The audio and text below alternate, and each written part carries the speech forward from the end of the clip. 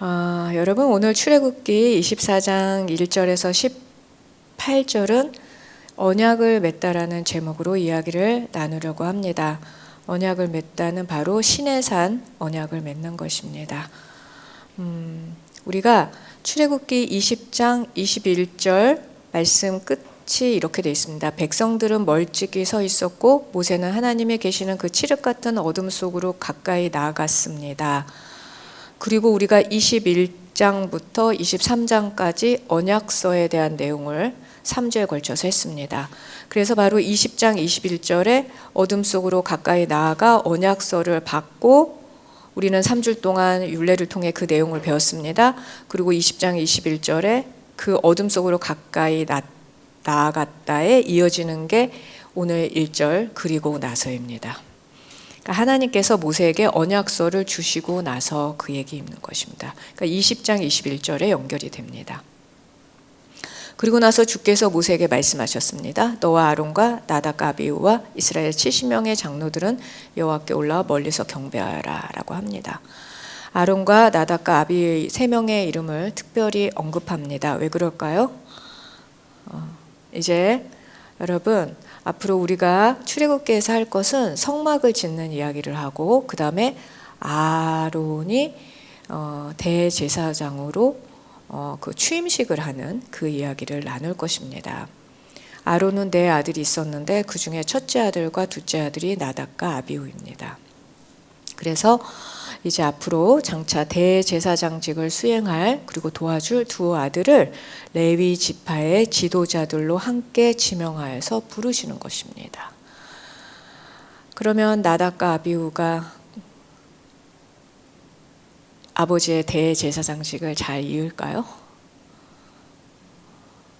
아닙니다. 나중에 아시겠지만 죽습니다. 네. 하나님이 명령하지 않은 다른 불을 썼다가 죽게 됩니다. 그래서 셋째 아들이 여기는 언급되지 않는 아들이 대제사장을 잇습니다. 여러분 이것은 우리에게 무엇을 말합니까? 여러분 우리가 정말 하나님의 주시는 하나님이 우리를 택하셔서 하나님의 백성으로 삼으셨으면 그 선택으로 은혜를 주셨으면 우리는 백성답게 살아야 된다는 이야기입니다. 여러분 그렇게 사시기 바랍니다. 하나님은 모세를 비롯한 이스라엘의 지도자들이 시내산에 올라와서 멀리서 경배하여라라고 합니다. 멀리서 경배할 것을 명령합니까? 왜 멀리서야 됩니까? 아직 예수님의 십자가 부활이 있기는 멀었습니다. 그렇죠? 그래서 지성소에 휘장이 찢어졌던 그 은혜는 경험하지 못하는 것입니다. 죄인이 하나님 앞에 가까이 오다가 죽게 될까 봐 미리 경고하시는 것입니다. 그러면 우리는 어떻습니까? 여러분 우리는 하나님 앞에 가까이 갈 수 있습니다. 보좌 앞으로 갈 수 있습니다. 이것이 얼마나 큰 은혜인지 깨달아 아시기 바랍니다. 아멘. 2절 그러나 모세만 나 여호와께 가까이 오고 다른 사람들은 가까이 와서는 안 된다. 백성들이 함께 올라와서는 안 된다고 합니다. 여러분 모세가 일반 백성들이나 또 70인의 장로들보다 특별히 의롭고 거룩하기 때문입니까? 그래서 하나님 앞에 가까이 올 수 있는 것입니까? 모세를 아시죠 여러분? 네. 하나님이 소명을 줬을 때 안 한다고 거절했던 사람입니다. 아닙니다 여러분. 모세가 다른 사람보다 더 특별하게 거룩한 것이 아닙니다. 그 모세를 이렇게 가까이 부르시는 것은 모세를 지도자로 택하고 세우신 것은 하나님이시기 때문입니다. 모세를 선택하신 하나님의 결정에 스스로 신실하시고 그를 중재자로 세우셨기 때문인 것입니다.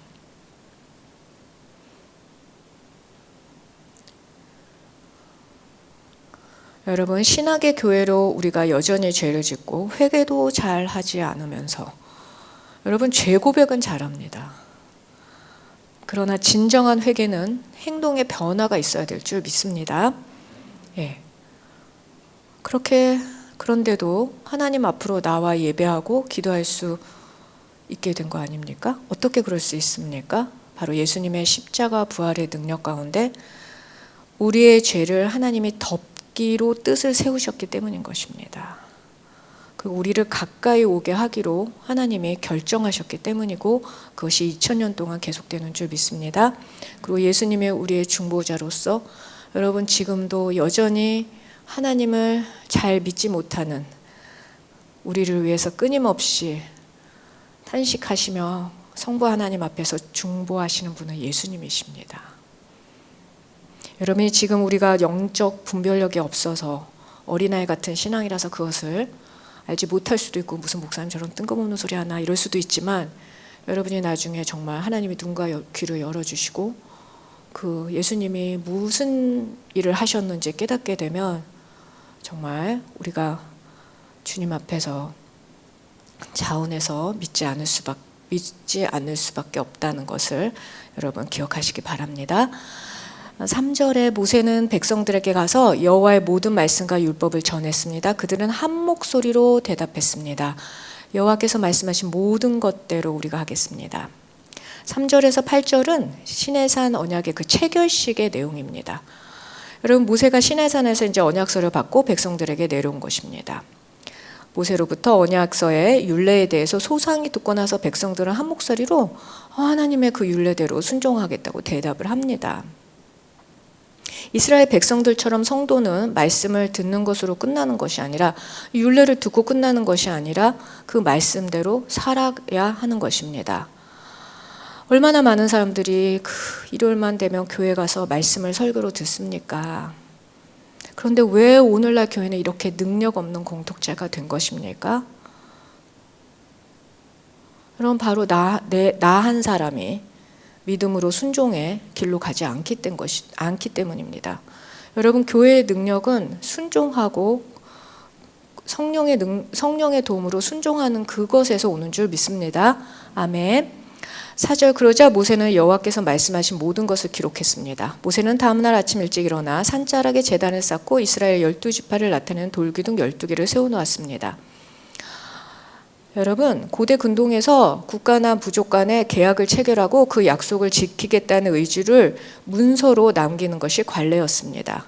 그래야 서로 증거가 되어서 지키기 때문입니다. 모세도 하나님과 이스라엘 백성 사이의 언약을 지키도록 하기 위해서 기록으로 남기고 있습니다. 여러분 모세가 그때 이렇게 기록으로 남기면서 창세기서부터 신명기까지 모세 오경이 된 것입니다. 그래서 이 문서는 모세 오경의 일부가 되었고 성경의 일부가 되었습니다. 여러분 성경은 이렇게 믿음의 선진들이 그때 모아 오늘날 성경책으로 모이게 된 것입니다. 어느 날 하루아침에 쓰여진 책이 아니라 수천 년에 걸쳐서 쓰여진 책인 줄 믿습니다. 디모데후서 3장 16절에서 17절을 같이 읽어보겠습니다.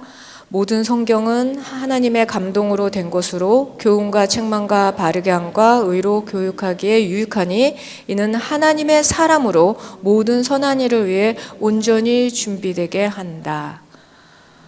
여러분 여기서 모든 성경 하나님의 감동으로 된 것이라고 합니다. 하나님은 헬라어로 네오입니다. 네오 푸뉴스토스입니다. 푸뉴마는 호흡, 숨결이란 뜻입니다. 그래서 하나님의 감동 이렇게 되어 있지만 직역하면 하나님의 숨결로란 뜻입니다. 하나님은 말씀에 숨을 생명을 불어넣어 주시는 것입니다. 여러분 그래서 성경 말씀은 그냥 지혜서 이렇게 세상적인 지혜서가 아닙니다. 하나님이 성령의 숨을 생명의 숨을 부어주신 말씀이라 살아있는 말씀인 줄 믿습니다. 오늘 모세가 하나님이 주신 이 생명의 말씀을 기록하고 성경으로 남기게 된 것입니다. 그리고 모세는 여러분 우리가 믿겠습니다로 끝나지 않고 언약식 준비를 이제 모세가 합니다. 여러분 우리가 한 달에 한 번 성만찬을 왜 합니까?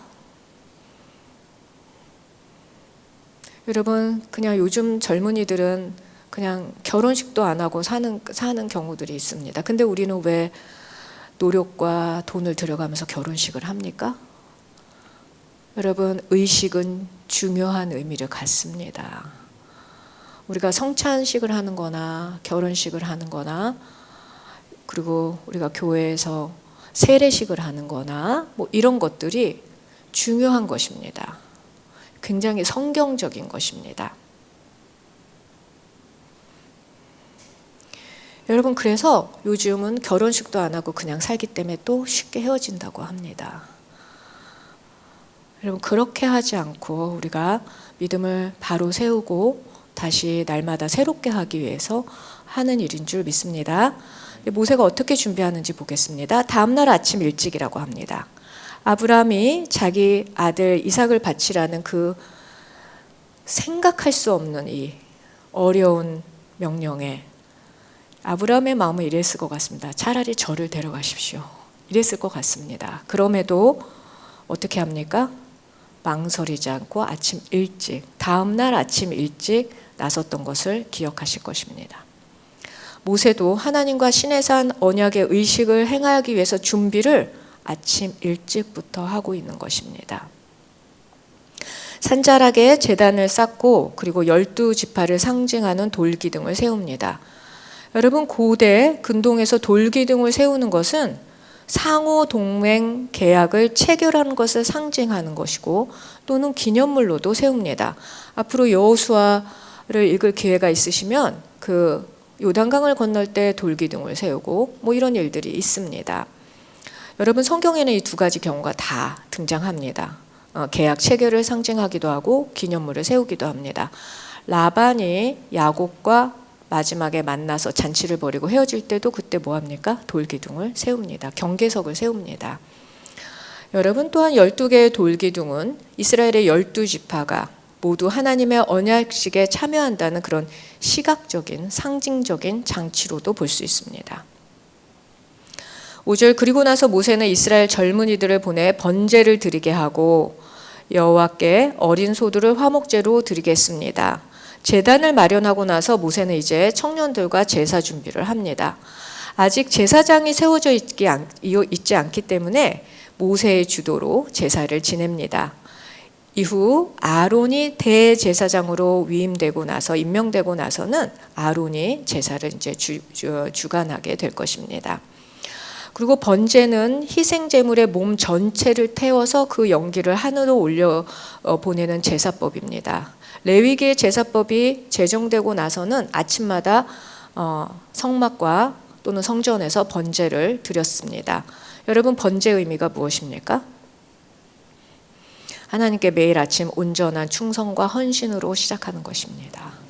여러분, 제가 여러분 성경을 우리가 매일 한 장씩 읽는데 아침에 읽으십시오라고 권면하는 이유가 바로 이것입니다. 아침마다 하나님께 자신의 헌신을 드리고 주님의 말씀대로 살겠다고 결단하는 것인 줄 믿습니다. 제가 최근에도 한 분이 저랑 이제 성경을 오랫동안 믿으셨는데 그동안 성경을 못 읽어서 사실 마음에 힘듦이 있었습니다. 그러다가 성경 공부를 같이 하시고 성경을 매일 읽으면서 제가 최근에 들은 고백입니다. 성경 말씀이 그냥 하루에 한 장 아침에 읽고 한 이 말씀이 이렇게 내 삶에 크게 영향을 끼칠 줄 자기는 상상도 못했다고 합니다. 하나님께 영광입니다. 아멘. 네. 화목제는 하나님과 이스라엘 백성 사이에 샬롬을 구하는 제사입니다. 구원의 은총에 감사하는 감사제고 하나님께 자원해서 서원하는 마음을 드리는 서원제입니다. 기쁨의 제사입니다. 여러분, 그래서 우리가 부활절 또는 뭐 크리스마스 또는 더하트 데이에 드리는 이제 그런 우리가 전방에 가서 군인들과 병사들과 같이 드리는 예배가 다 기쁨의 제사인 것입니다. 이때는 화목제는 기름과 피는 하나님께 제물로 올려드려서 태워서 하나님께 그 연기를 흠양하게 합니다. 그리고 가슴과 오른쪽 뒷다리는 제사장의 몫으로 나중에 주게 됩니다. 그리고 나머지 고기는 다 같이 나누어 먹습니다. 그래서 요즘 나중에 이제 레위기를 보시게 되면 그 재물이 있을 때 유난히 화목 제물의 숫자가 많습니다. 왜요? 다 같이 나눠 먹어야 되니까 그 동물의 숫자가 많습니다. 그렇게 성경을 읽는 재미를 가지시라고 제가 말씀드렸습니다. 제가 매일 설교하면서 또는 말씀을 전하고 기도하면서 가장 많이 하는 기도 중에 하나가 우리 성도들이 성경 말씀이 너무 꿀같이 달게 해주시고 또 내 안에 들어가서는 또 쑥처럼 써서 나의 그런 아픈 곳들을 고칠 수 있게 해달라고 그 기도합니다. 그 마음으로 드리는 말씀입니다. 네. 그리고 6절 모세는 그 피의 절반을 가져다가 대접에 담고 남은 절반은 제단에 뿌렸습니다. 여러분 번제와 화목제의 피를 담아서 절반은 대접에 담아 나중에 이제 백성들에게 뿌릴 것입니다. 그런데 먼저 어떻게 합니까? 절반을 제단 하나님의 임재 앞에 뿌리는 것입니다. 제단에 뿌린 피는 언약의 당사자로 그 백성의 죄를 용서하시고 그들의 하나님이 되어주신다는 그 하나님의 신실하신 약속을 의미하는 것입니다. 그리고 7절에 보면은 그리고 나서 모세는 먼저 언약책을 가져와 백성들에게 읽어주었습니다. 그러자 백성들은 여호와께서 말씀하신 모든 것대로 순종하겠습니다라고 대답했습니다. 그 전에 비공식적으로 언약서를 처음 듣고 나서 그 말씀대로 따르겠다고 하는 것과 달리 의식해서 다시 한번 하고 있습니다.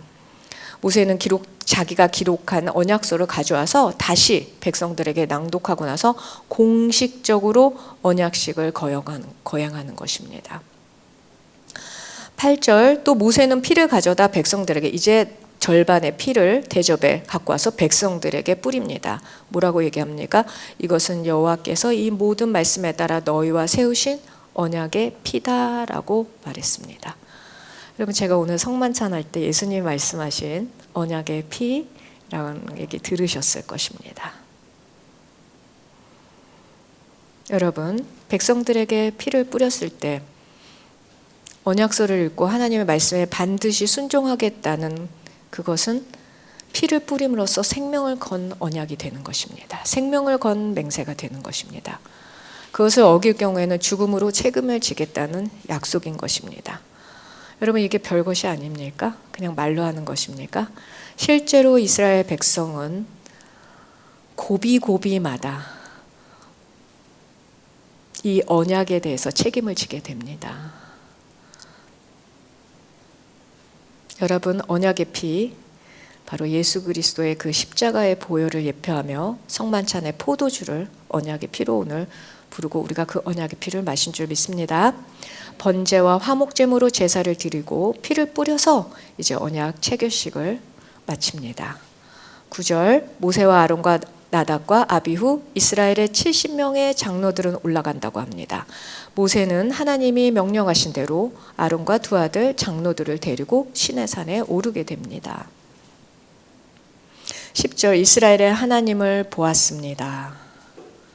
아멘. 이스라엘 장로들이 하나님을 직접 눈으로 보았을 리가 없다는 거 다들 아실 것입니다. 왜 그렇습니까? 하나님의 얼굴을 뵈는 순간 죄인인 우리는 죽게 된다고 그랬습니다. 그러면 이스라엘이 본 하나님의 모습은 무엇입니까? 이스라엘의 대표들은 하나님의 임재의 특별한 현상인 신년 현상을 목격하는 것이었습니다.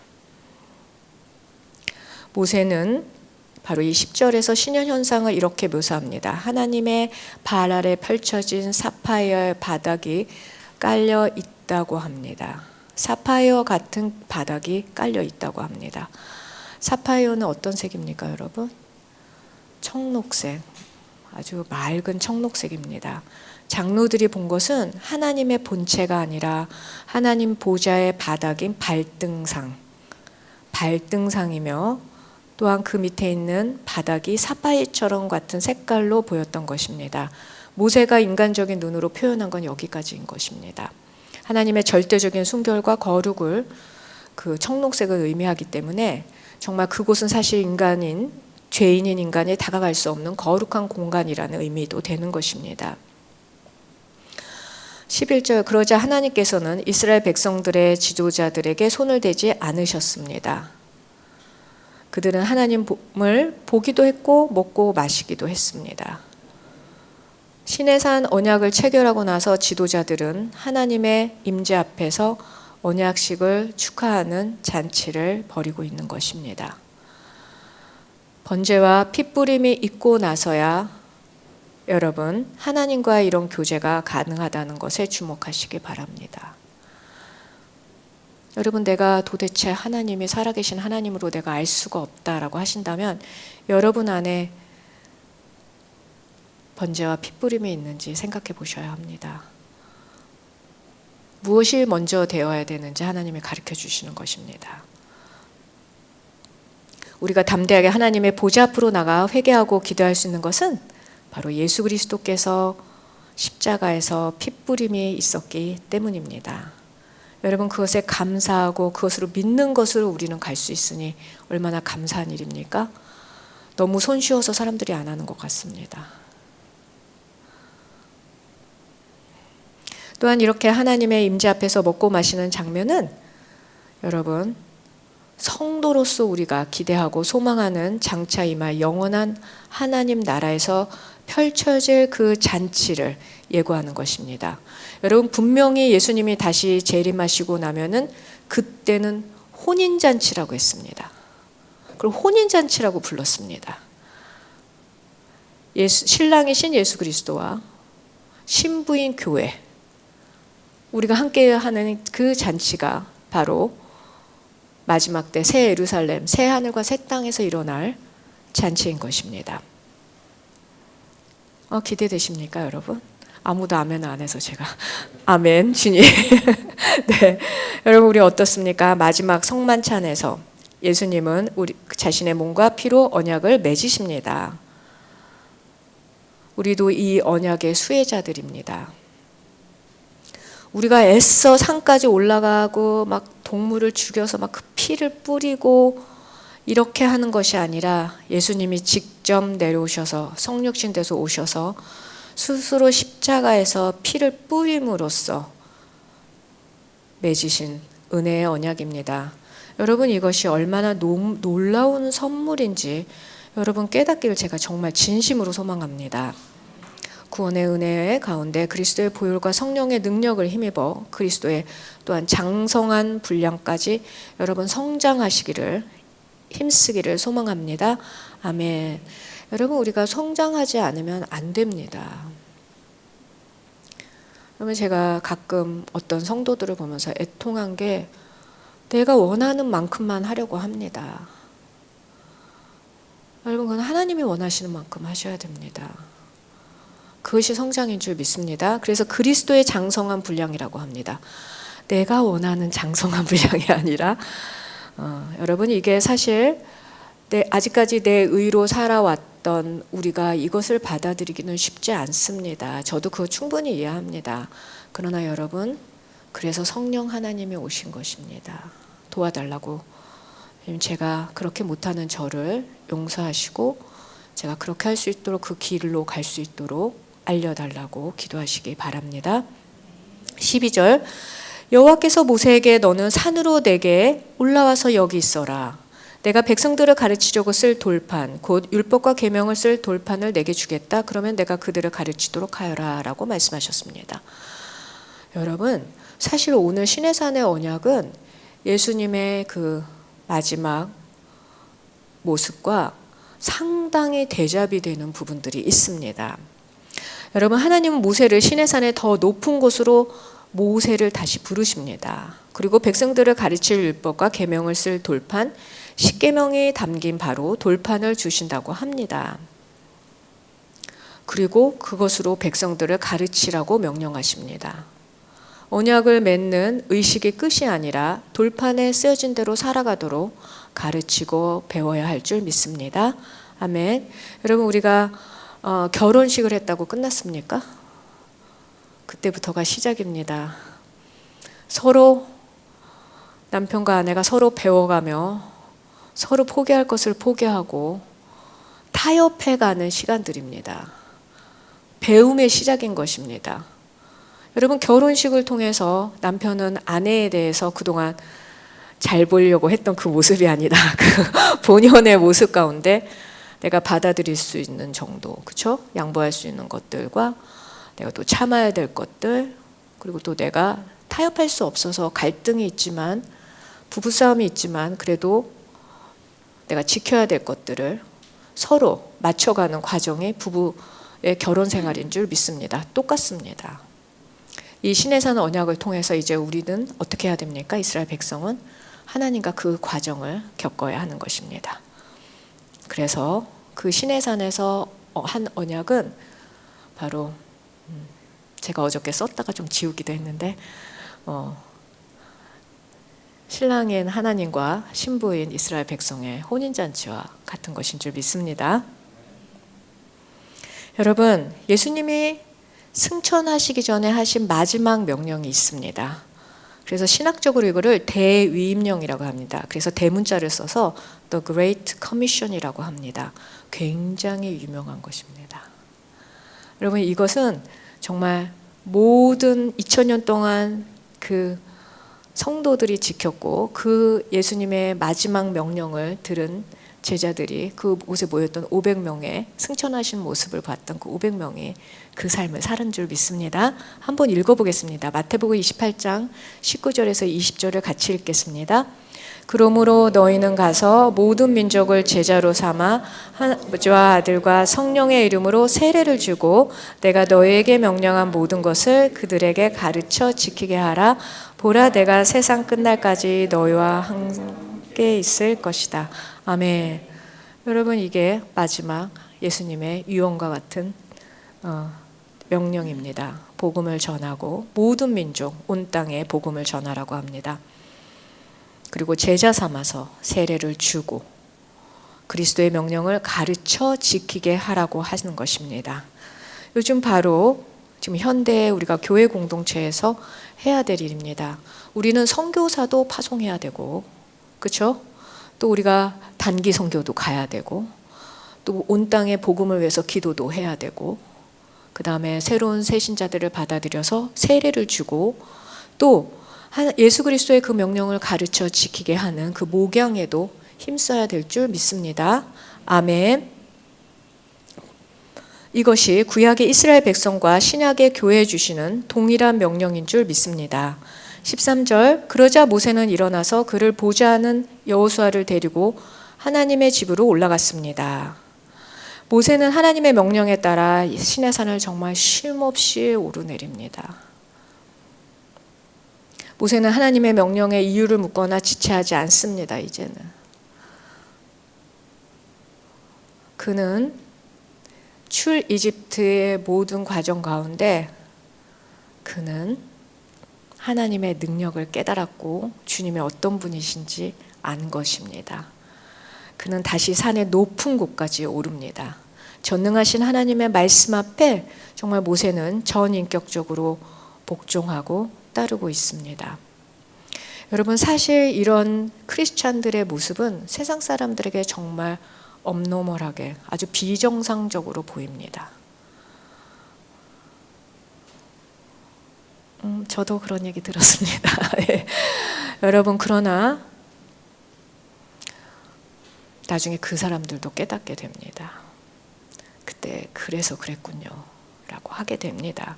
그래서 우리는 그런 얘기를 듣더라도 주님 앞에 모세와 같이 정말 전인격적으로 주님을 따라야 될 줄 믿습니다.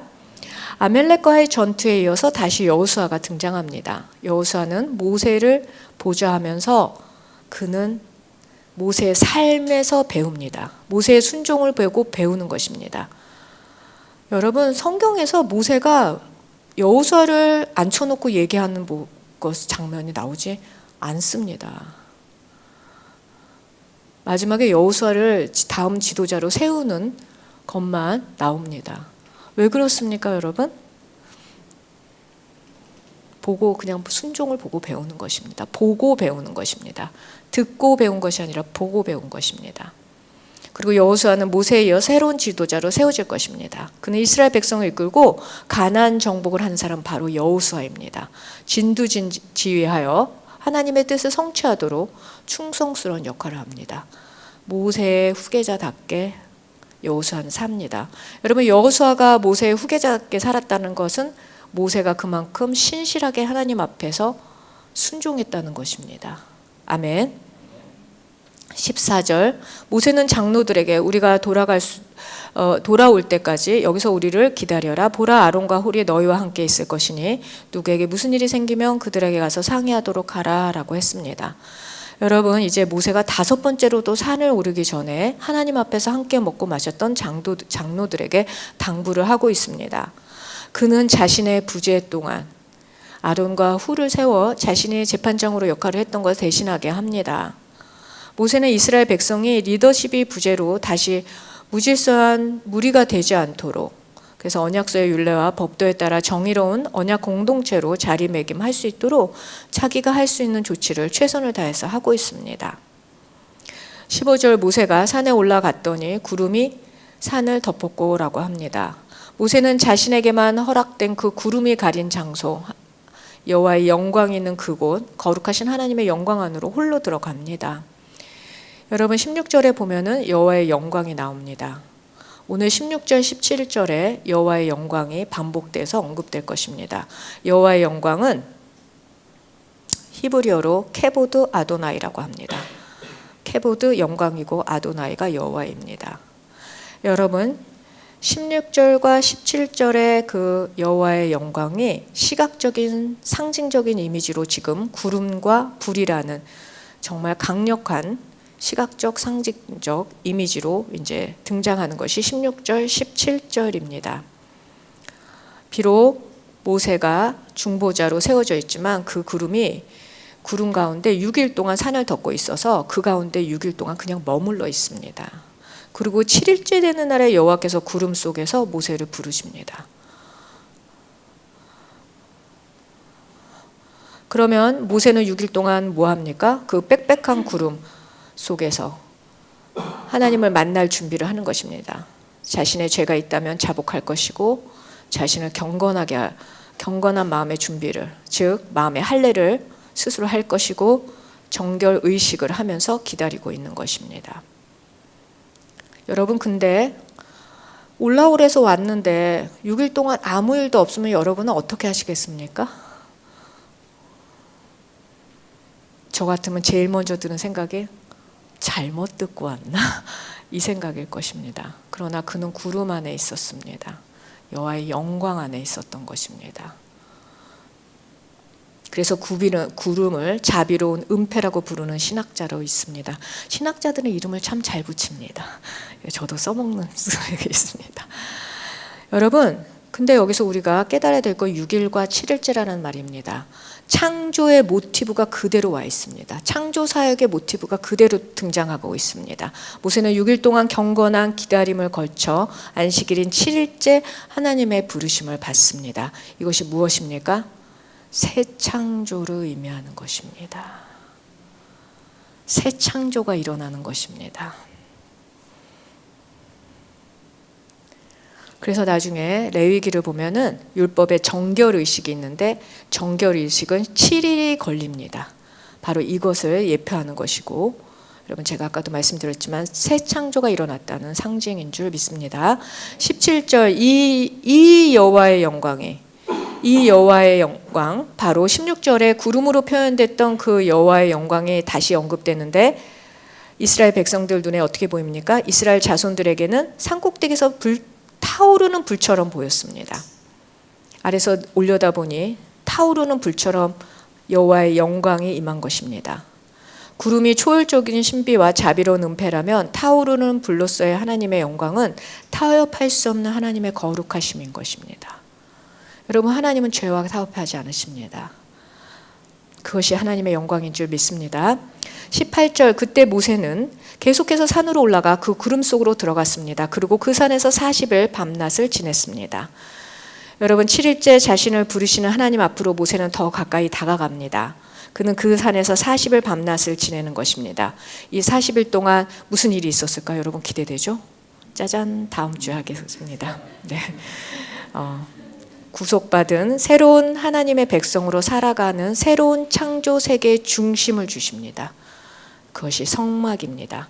성막에 대한 부르심, 그리고 성막에 대해서 자세히 세세히 그 방법을 40일 동안 알려주십니다. 아멘. 여러분, 오늘 본문에서 이스라엘 백성은 한 목소리로 하나님의 율례에 순종할 것을 서약합니다. 그들은 우상 숭배를 하지 않겠다고 약속했고 이웃의 것을 탐하지 않겠다고 서약합니다. 그리고 절기를 지키겠다고 서약합니다.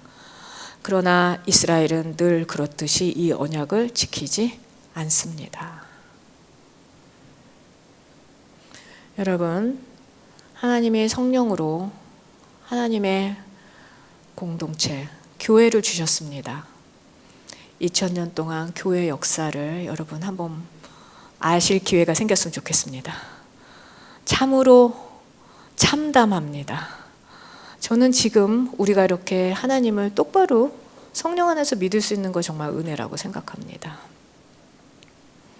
아담이 하나님으로부터 창조 세계를 다스리라는 권위를 받고도 하나님과 같아지려고 하기 위해 선악과를 먹은 것처럼 신의 산 아래에서 자신들의 이스라엘은 그 모세가 40일 동안 하나님이 이스라엘 백성 가운데 거하실 거처, 하나님이 거할 거처인 성막에 대해 지시를 받고 있는 동안 신의 산 아래서 자신들의 거처인 우상을 만들고 자신들을 이집트에서 구원하신 신이라고 경배할 것입니다.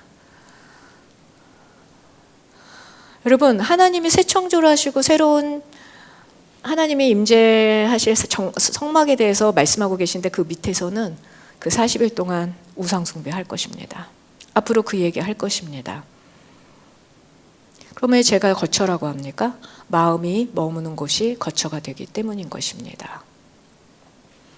여러분은 하나님이 주시는 성막 가운데 내 거처를 삼고 계십니까? 아니면 여전히 우상 가운데 거처를 삼고 계십니까? 왔다 갔다 하십니까? 네. 여러분, 그래서 어떤 분은 오랜 시간 이집트에서 우상 숭배의 문화에 영향을 받았고 살았기 때문에 그럴 수밖에 없다고 말하는 사람도 있습니다. 그래서 하나님은 모세를 통해서 말씀으로 율례를 주시고 이스라엘 백성이 온전히 하나님의 백성으로 거듭나길 원하신 것입니다. 그리고 시내산 언약식을 이렇게 잔치를 통해서 하신 것입니다. 하나님은 형상을 주시며 그것을 경배라고 하지 않으십니다. 십계명을 비롯한 율법을 주셔서 이스라엘 백성과 이방인들을 구별하시고 하나님의 백성답게 사는 길을 제시하여 주십니다. 여러분, 우리를 십자가로 구원하신 하나님은 교회를 세우시고 다시 새 창조를 하셨습니다. 여러분, 교회는 새 창조입니다. 하나님이 어떻게 하십니까? 성전을 없애버리십니다.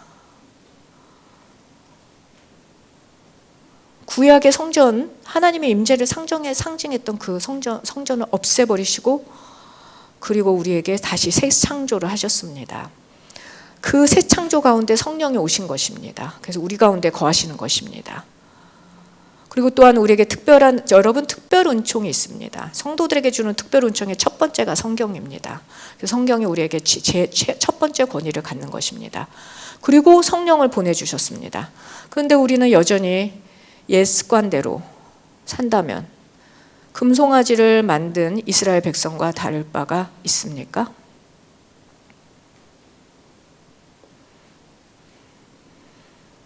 그래서 우리의 구원은 믿음은 들음으로 생긴다고 했습니다.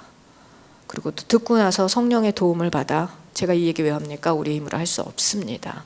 들은 것을 내가 지키고 전하고 가르침으로 나가야 할 줄 믿습니다. 그것이 은혜로 구원받은 성도의 당연한 사명인 줄 믿습니다. 사랑하는 제이콥 제플 성도 여러분, 갑자기 제가 교회에 대해서 부정적인 얘기를 해서 마음이 확 무너져 내리셨습니까? 네, 그렇지 않습니다, 여러분. 우리가 그런 가운데서도 교회가 2000년을 지나는 그 모진 사탄의 공격 가운데, 인간의 그 탐심 가운데 여러분 마음 가운데 순수한 온전한 믿음이 있는 것은 바로 하나님이 이끌기 때문이십니다. 예수 그리스도가 교회의 머리이시기 때문인 줄 믿습니다. 그것을 상기하시기 바랍니다. 여러분, 저는 또 오늘 한번 다시 성경을 읽고 그 말씀대로 살아가며 그 말씀을 믿지 않는 세상의 전에 가르쳐야 하는 우리의 책임을 다시 한번 상기하고자 합니다. 왜 자꾸 상기하고 기억해야 될까요, 여러분? 여러분, 애석하게도 우리는 신앙적 결단을 할 용기도 없고 세상의 즐거움을 포기하고 하나님 나라의 보물을 가질 지혜도 없습니다. 여전히 우리는 자동으로 말씀보다는 눈에 보이는 탐욕스러운 세상에 몰두하기 때문입니다. 그래서 다시 또 상기하고 기억해야 하는 것입니다. 예배를 통해서, 아멘, 말씀을 통해서 다시 한번 새롭게 되는 것입니다. 오늘 신해산 언약 말씀을 통해 하나님을 잊었던 그 마음을 다시 새롭게 하는 새 창조가, 또 우리 가운데 성만찬을 함으로써 다시 한번 그리스도와 연합하는 시간이 되길 진심으로 소망합니다. 여러분, 이게 우리가 그냥 몸으로 하는 의식이지만 하나님은 그렇게 받지 않습니다. 우리는 그냥 그거 성만찬 뭐 조그만 그 무교병 하나랑 요만한 잔에다가 뭐 포도주 마시는 게 무슨 의미가 있어, 무슨 흉내 내는 것도 아니고, 이렇게 생각하시지만 하나님 그렇게 생각하지 않으십니다. 바로 우리가 그리스도와 연합하려는 결단으로 받으시는 줄 믿습니다. 여러분, 우리가 오늘 거행한 성찬식을 통해 다시 그리스도가 주신 그 언약의 피를 기억하고 마음을 새롭게 하시길 축복합니다. 그래서 내가 사탄에게 넘어갔던 그 어둠 가운데 넘어갔던 마음이 있다면 오늘 이 시간 예수 그리스도의 성령을 통해서 다시 되찾으시길 바랍니다. 또한 매일 성경 말씀을 통해 회개하는 참된 그리스도의 성도들로 거듭나 진정으로, 여러분, 우리가 복음만 전하는 것이 아니라 가르쳐서 주님의 말씀대로 살게 해야 되는 것입니다. 보여줘야 하는 것이고, 여러분, 그들이 우리를 보면서 예수 그리스도라면 저렇게 살아셨겠군 하고 깨달아야 될 줄 믿습니다. 여러분, 애석하게도 저도 잘 못합니다. 여러분 다 못할 줄 믿습니다. 그러나 성령의 도우심으로 날마다 변하시는 여러분 되시길 진심으로 축복합니다. 아멘.